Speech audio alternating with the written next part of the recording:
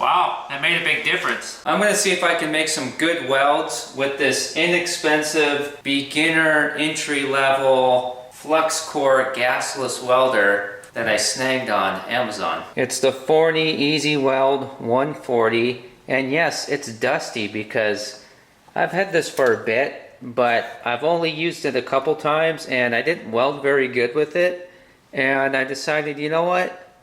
Operator error.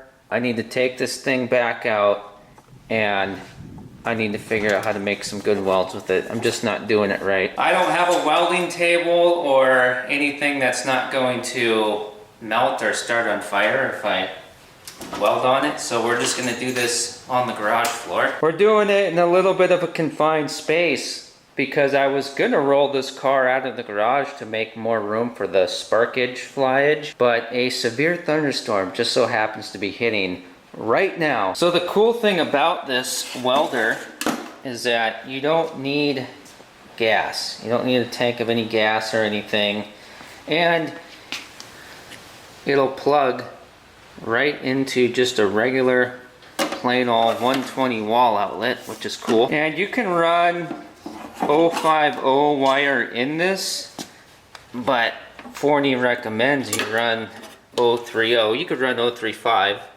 as well, but they recommend 030, so that's what we're running here.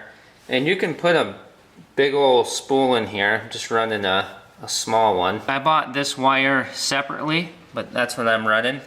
So in case you want that after you watch this video, if you want the wire or the welder that I'm using or the mask or the extension cord, which is crucial, I'll show you in a second, it's all linked down in the video description. So if you want the exact same thing, you can just click and snag it. I got this big heavy duty extension cord. This is the size of cord that's recommended by Forney. The hail's coming down, the winds are blowing, thunder's flashing, lightning's cracking.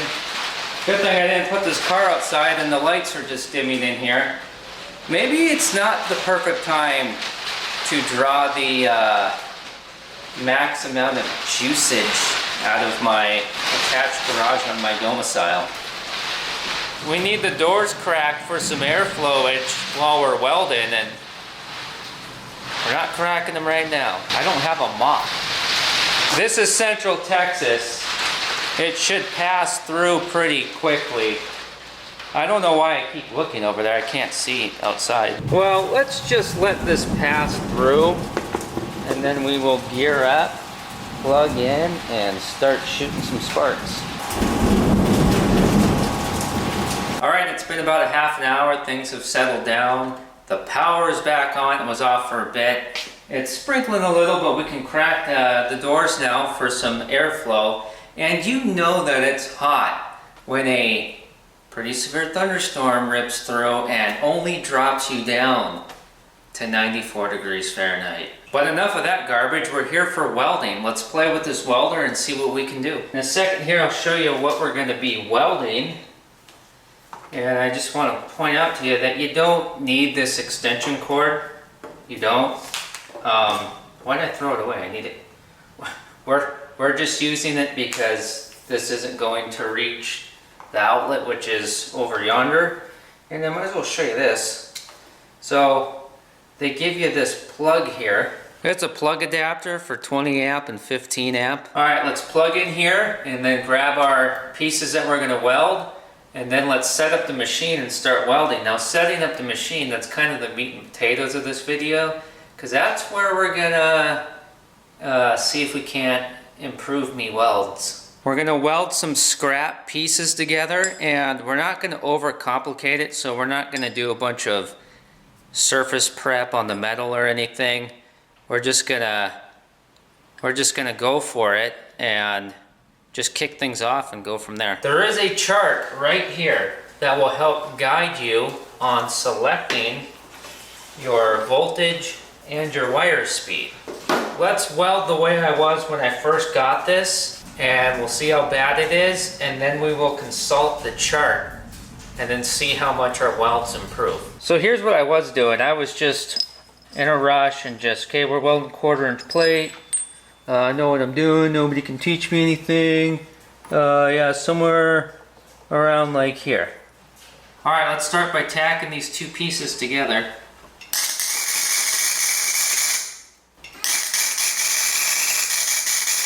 Already looking terrible. Let's run a bead along here and see what we come out with.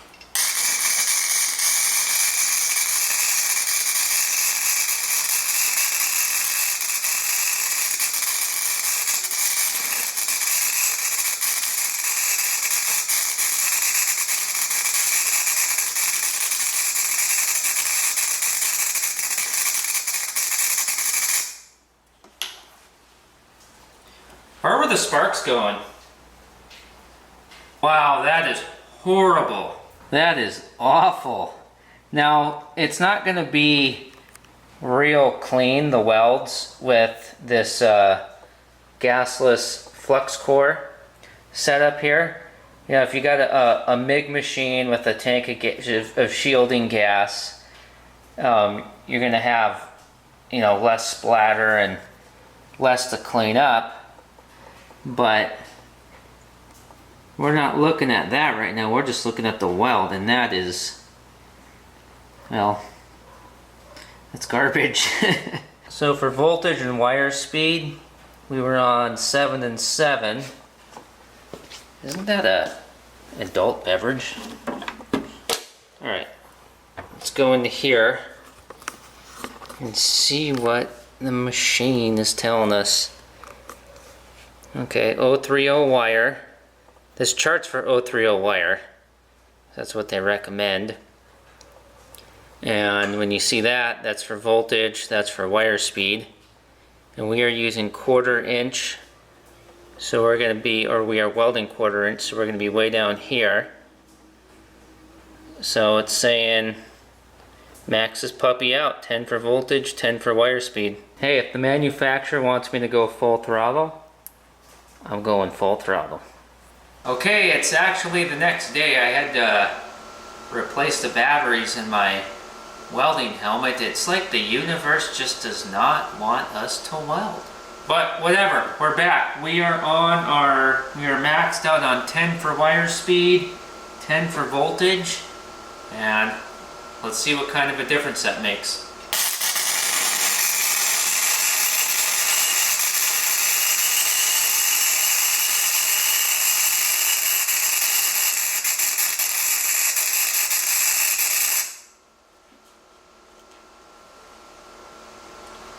Wow, that made a big difference.